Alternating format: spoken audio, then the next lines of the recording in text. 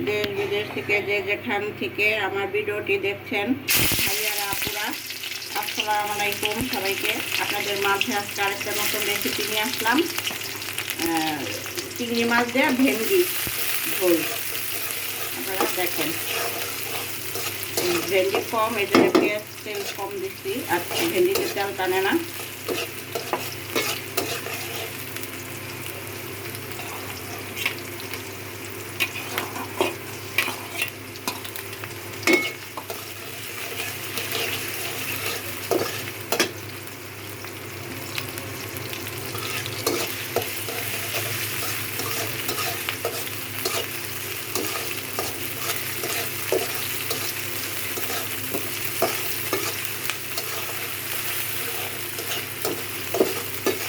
চিংড়ি মাছটা ভাজা হইতে একটু সময় লাগবে।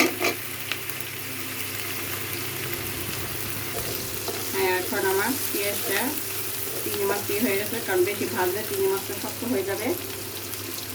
একটু রসুন দিব, রসুন বেশি দিব না। ভেন্ডি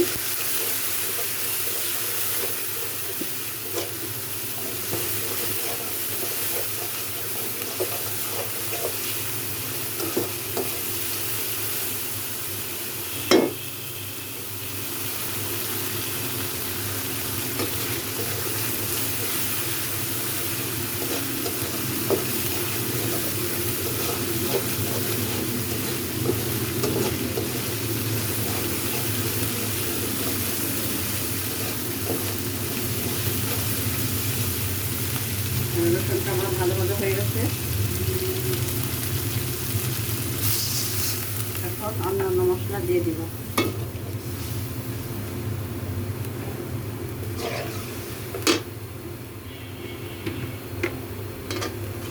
দিয়ে দিব তো হলো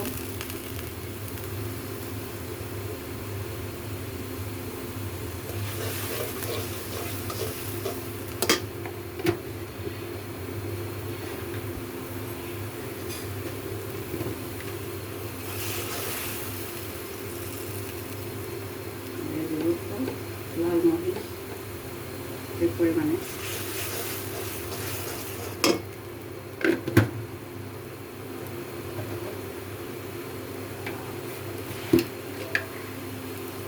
দিয়ে দিব একটু ধনিয়া, ধনিয়া পরিমাণটা কম দিব, এই যে একটু 4 চামচের আধা চামচের কম।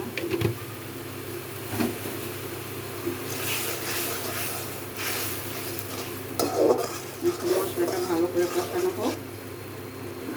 ভালো করে কষানো হওয়ার পরে এই করে দেব, ভেন্ডিটা দিয়ে দিব।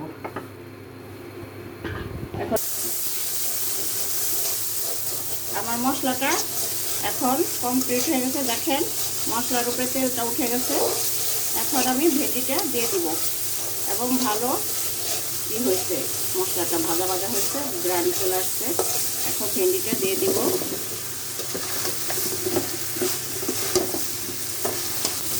একটু লবণ দিয়ে দিব, তখন মশলায় লবণ দিয়ে নেই।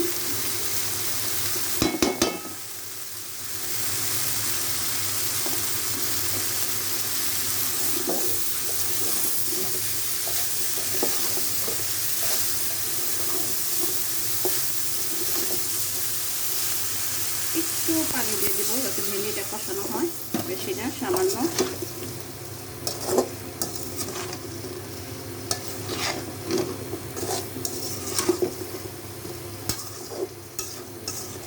এই এখন ঢেকে দিচ্ছি। আর একটু পরে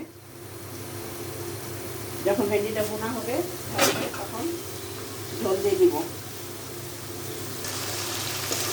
ভেন্ডিটা এখন আমার ফাইনালি কষানো হয়ে গেছে। দেখেন, ভেন্ডিতে কোনো পানি নাই। এখন আমি ঝোল দিয়ে দিব।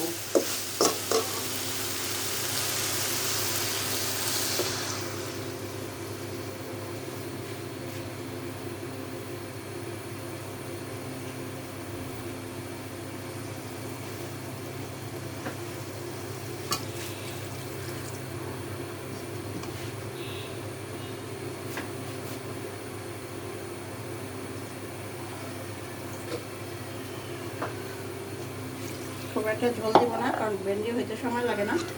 ভেন্ডি বরফ আসলে কয়েকটা বরফ জালে বেশি হয়ে যায়, নরম হয়ে যায়। এখন এই পরিমাণে ঝোল দিছি।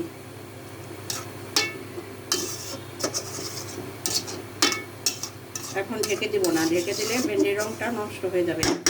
দেখেন আমার ভেন্ডিটা কি ফাইন কালার, সবুজ একদম।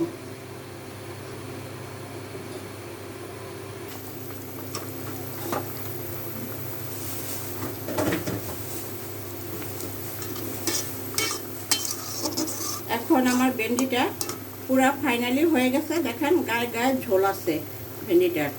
দেশ বিদেশ থেকে যেখান থেকে ভাইয়ারা পুরা আমার ভিডিওটি দেখছেন, সবাই আমাকে লাইক কমেন্ট শেয়ার করে দিবেন, আমাকে সাপোর্ট করবেন, আমার পাশে থাকবেন, আমার জন্য দোয়া করবেন। আমরাও আপনার জন্য দোয়া করব। দেখেন আমার ভেন্ডিটা কি সুন্দর সবুজ হয়ে গেছে। এখন আর একটু জালটা একটু বাড়াই দিব, তারপরে এখন নামাই ফেলবো। সবাইকে আসসালামু আলাইকুম, আমার জন্য দোয়া করবেন। আল্লাহ হাফেজ।